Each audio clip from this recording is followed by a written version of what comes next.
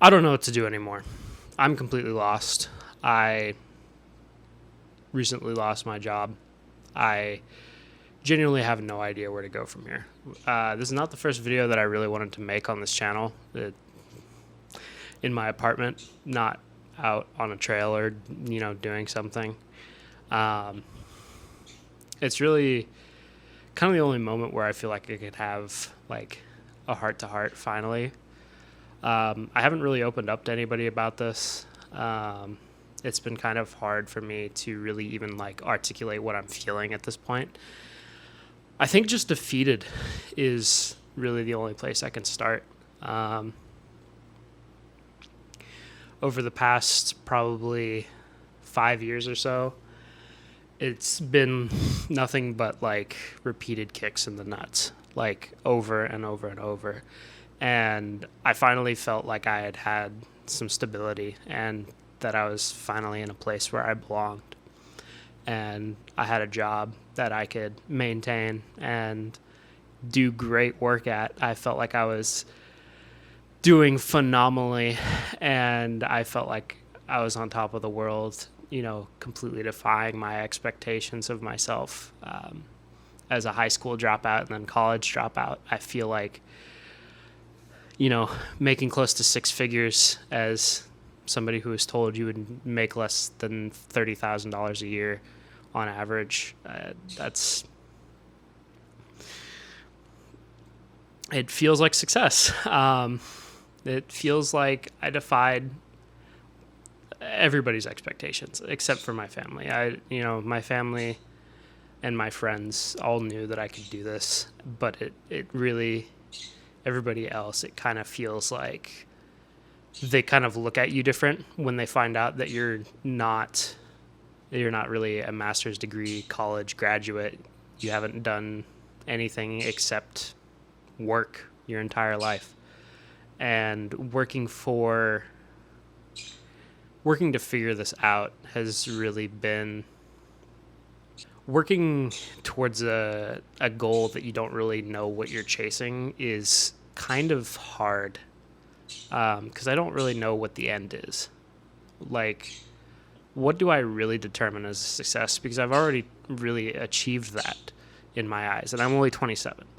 And clearly that hasn't panned out. It's not enough. I've lost my job. Thankfully, I'm not in any real debt anymore. But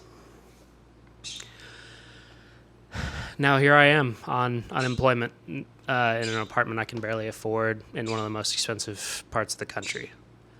I honestly don't know what to do. I'm just making this YouTube video to really kind of get my thoughts out there and really see if I can find anybody like-minded and hopefully share my journey. And it's not the lowest point that I've ever been in. Definitely not. It's absolutely not the lowest point that I've ever been. And I always understand that there's people in much worse situations than I am. And that gives me the strength to really kind of carry on. And really getting laid off, there was no tears shed. I kind of expected it with how things are going just in the world in general. Like, it was not really surprising to me. Ultimately, that is how businesses work.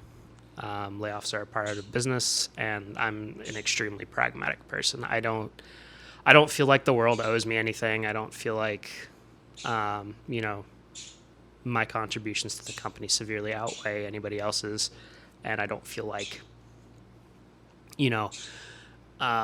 me being at the company instead of somebody else is really the right answer. I don't really. I can kind of question the reasons I was let go. I can't really go into that, but for the most part, I kind of agree with the decision. Anyways, hi, my name is Sean. Sorry for the rant before you even know who I am. A little bit about me. I grew up in the middle of nowhere and kind of made my own way out into the big city and really kind of found my own way. At least I thought, until my world has continuously just crashed down.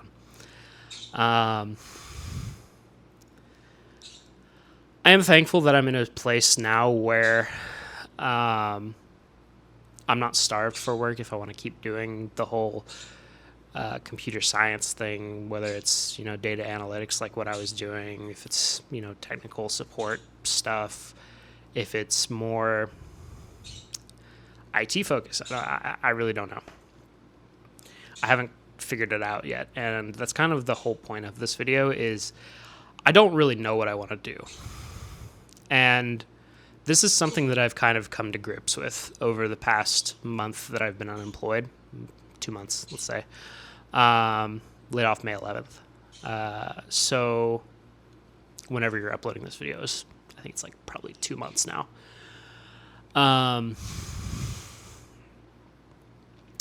I've come to grips that I don't know what I want to do. And this is something that I've been like ever since childhood, everybody always says that you need to set goals for yourself and that you need to really have something that you want to strive for. For me, I've never been able to do that. I've always kind of focused on what's in front of me. And I feel like that's kind of put me in a position where I'm able to grow really fast, but I'm not able to sustain that growth, right? There's nothing that I really know that I want to strive for. And it's kind of not given me direction that I want to head in. When I got to Illinois, Belleville, if you know where that is, east of St. Louis, I went to college. And when I got my high school equivalency, I almost got a near perfect. It's kind of conceited to say, but I am sort of brilliant, if you will, in a way that like I learn things really easily, and it's it's easy for me to pick up new topics. I don't really think I'm all that brilliant, but my friends and peers might say so.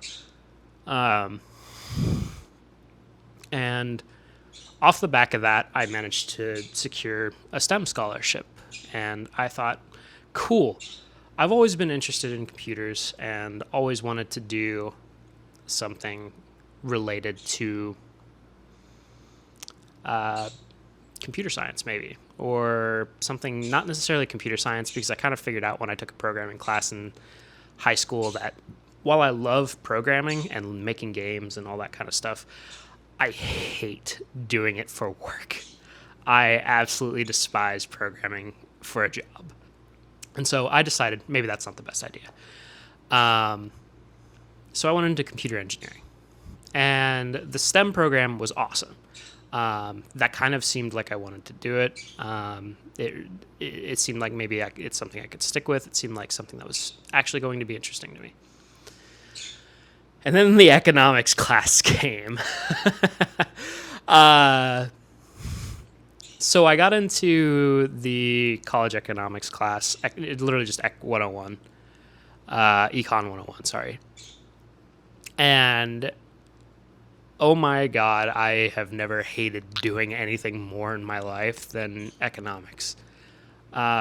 Something just struck me wrong about like pseudo-math. It's math, but not really math. And it was all just abstract concepts that I literally could not internalize because it was just like, it just seemed like a whole bunch of bullshit. Like, I can understand these concepts practically. Like, I understand, the need for economics and, supply and demand, all that shit. But I really don't need to know, like, half the shit that's in economics as an engineer. Like, there's a lot that you need to know, sure. But that's kind of the last thing that you really need to know, at least I feel like. And this is something that I've had reaffirmed to me over my time working in software. There is economics to it, but it is nowhere near as much as the Econ 101 class covers, and that is mandatory for an engineering degree. It's kind of annoying. It could have been down to the teacher, could have been down to the specific school's curriculum, but for me at least, I felt like it was a massive waste of my time, and I hated it. Which brings us into filmmaking. Hi, I'm on camera. I never thought I would do this. I really thought, hey, I might be into filmmaking from behind the camera kind of thing. I really like recording. I like taking pictures. Always been into photography. It's just something I've always loved doing. And that stems from skateboarding as a kid.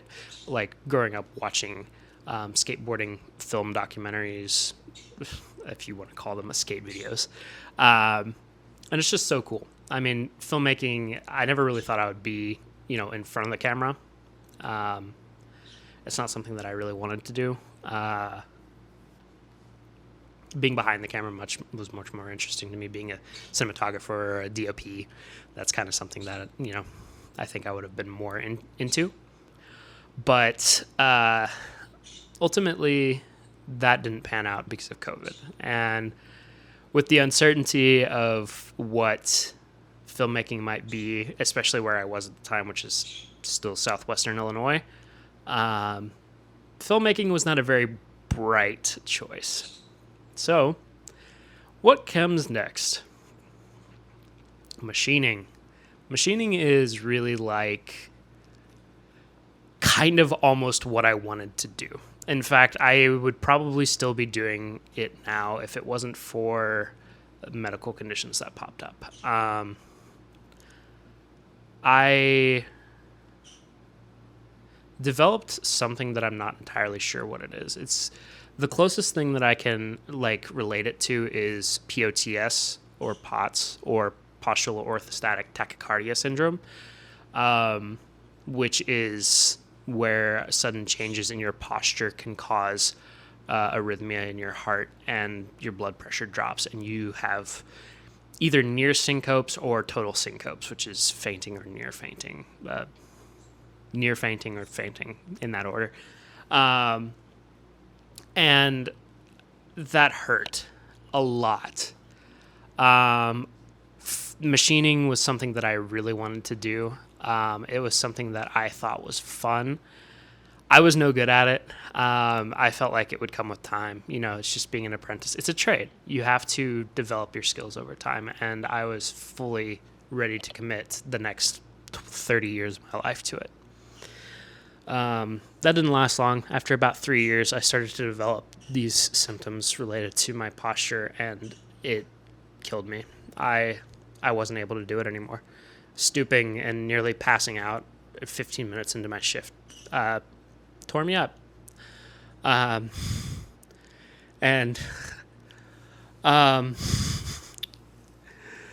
This is when we're starting to get into the hardest part of my life.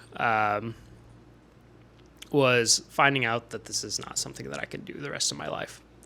And when I lost my last machining job due to it, I tried to push along. I tried to push through it, but ultimately I felt sick. There was days where I was literally vomiting because of how sick I was. I was so dizzy and so close to fainting that I literally could not maintain a job. And after I lost my last job, I decided that it was time to pivot. Enter CarMax. CarMax was honestly one of the most fun jobs I've ever had. I worked at a cross-functional store, so I was not paid commission. I was paid an hourly wage plus a store bonus for whenever the store performed well. And so it was a very relaxed environment. I felt no pressure to actually sell cars, and it actually worked in my favor because I ended up doing the best numbers in the store, even though I had no interest in selling cars.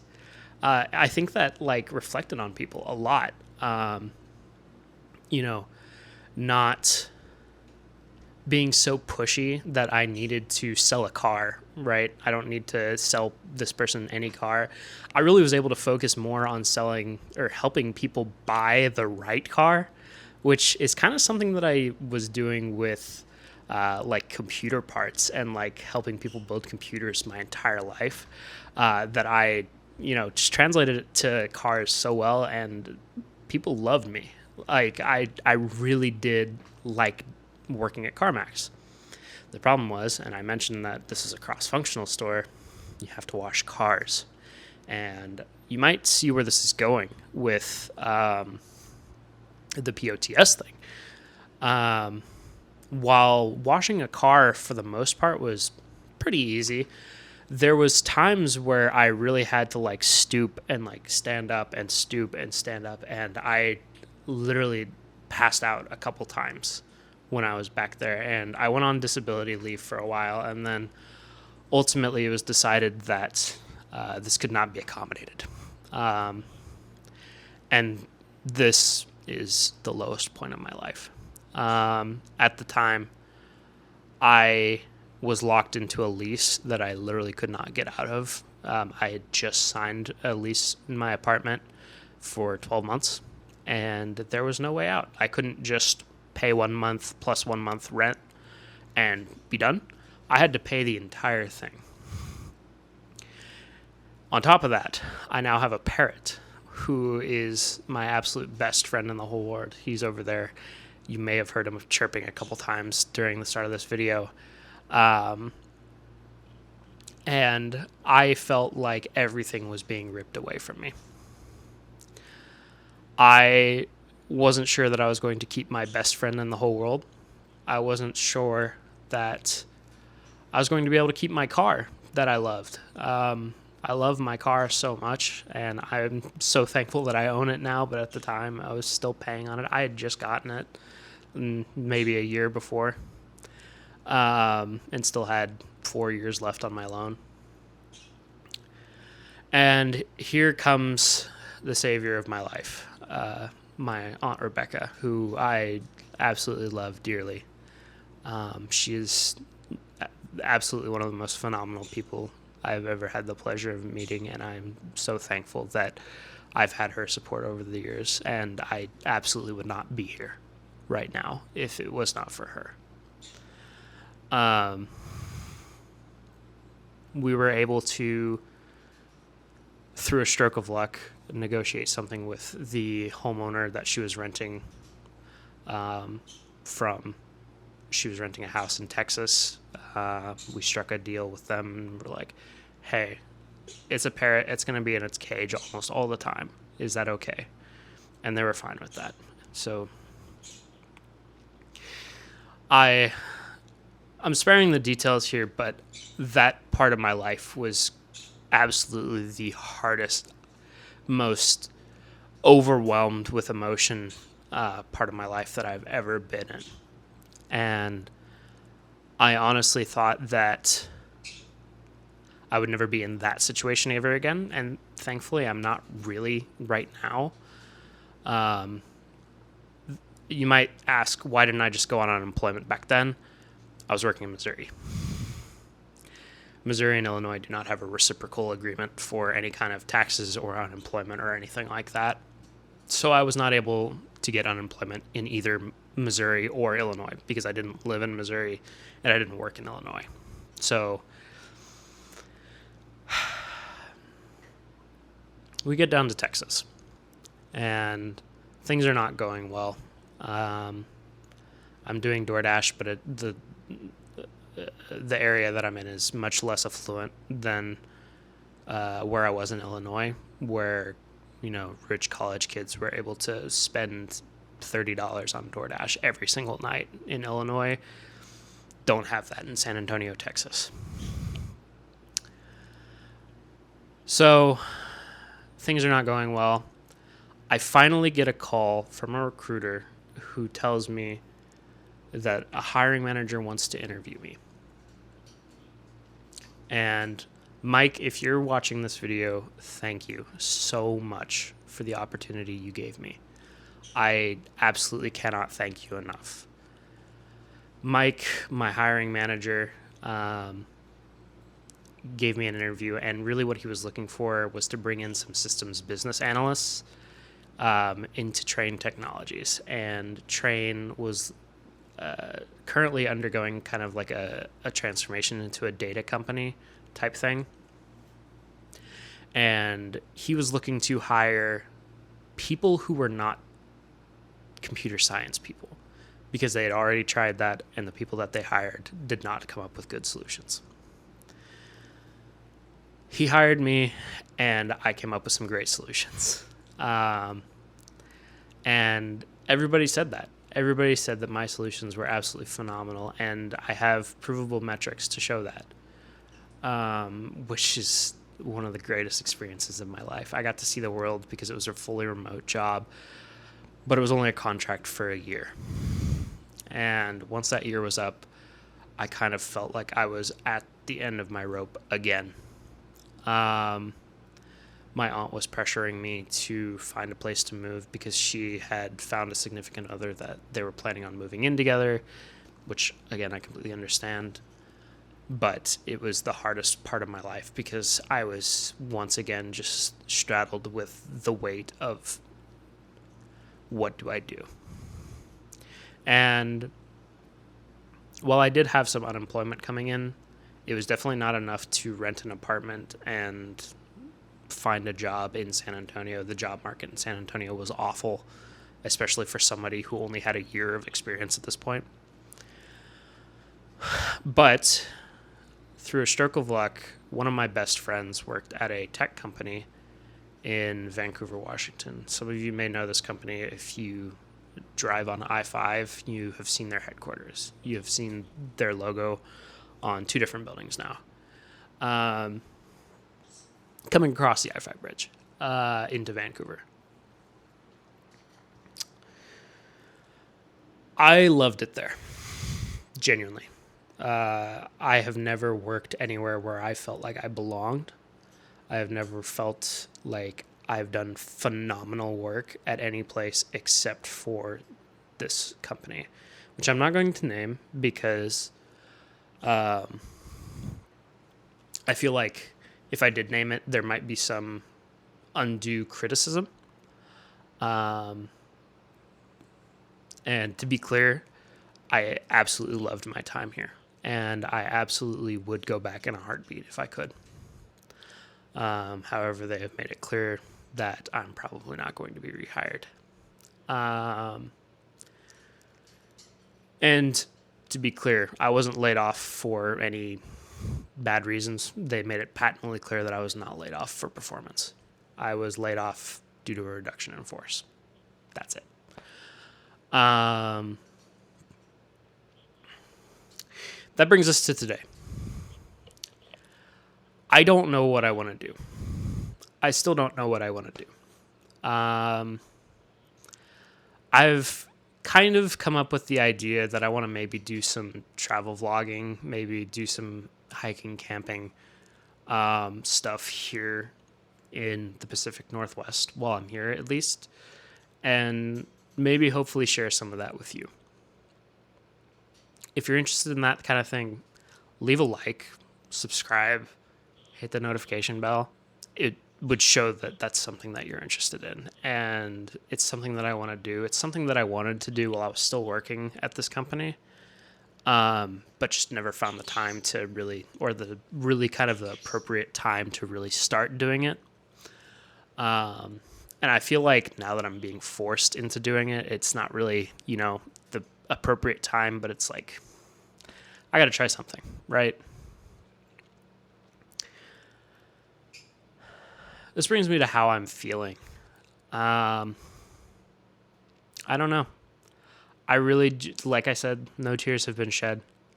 There's been sleepless nights. There's been job interviews where I'm not sure how I did, but I feel like, I did great, and then I did poor, and then I did great, and then I did poor. But the point is, I really hope somebody out there sees this in 3 years' time, and I'm still making these videos or something, or maybe I'm not making these videos. Maybe I'm just making an update video 3 years down the road saying, hey, I now own my own company making t-shirts, and I'm bringing in six figures or something like that in revenue. I don't know. I really don't know what the future holds, but I really want this low point in my life, not the lowest point, mind you, but this low point in my life to really kind of settle in as a stepping stone in my journey to finding what I really want to do in life. Thank you all so much for watching, especially if you sat through this entire rant. I'm not even sure if I'm going to edit this at all. It may just go up and be as its own video. And I really, really do thank you for taking the time to even just click on this video. My name's Sean. Thank you for your time. Have a good one.